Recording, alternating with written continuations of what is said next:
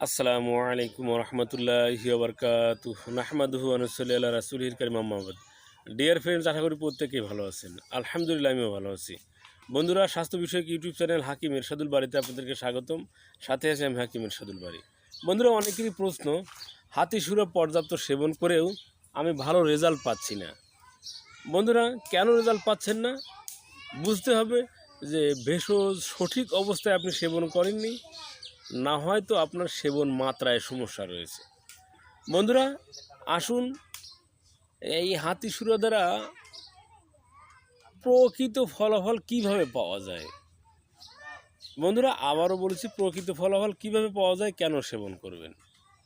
বন্ধুরা, যাদের যৌবনের প্রারম্ভে অতিরিক্ত হস্তমৈথুন, অতিরিক্ত মৈথুনের ফলে একেবারে নিজের প্রাইভেট অঙ্গকে নিস্তেজ করে ফেলেছেন, একদম বীর্য তরল হয়ে গল গল করে বের হয়ে ছিটকে বের হয়ে পড়ে।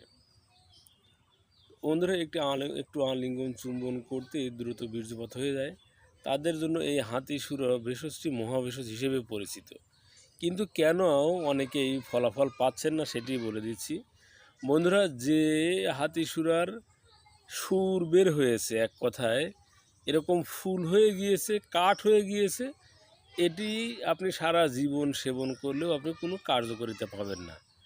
যেটির এখনও ফুল হয়নি, কাঠ হয়নি, এরকম হাতিসুরের একটি শিকড় সকালে খালি পেটে অল্প একটু মধুর সাথে চিবিয়ে খাবেন। ঠিক একইভাবে রাত্রিতে ঘুমানোর পূর্বে হোক বা রাত্রিতে খাওয়ার পরে একটি হাতিসুরের শিকড় একটু মধুর সাথে চিবিয়ে খাবেন। এইভাবে নিয়মিত চিবিয়ে রস খাওয়ার ফলে আপনার উত্থানজনিত সমস্যারও যেরকম সমাধান হবে, সেই সাথে রতিক্রিয়া অনেক বৃদ্ধি পাবে। টাইম এতটা বৃদ্ধি পাবে যে আপনি নিজে অবাক হয়ে যাবেন। তো বন্ধুরা, এই ছিল আমাদের আজকে আলোচ্য বিষয়। ভিডিওটি ভালো লাগলে অবশ্যই লাইক দিবেন, কমেন্ট করবেন, সাবস্ক্রাইব করে সাথেই থাকবেন। ধন্যবাদ।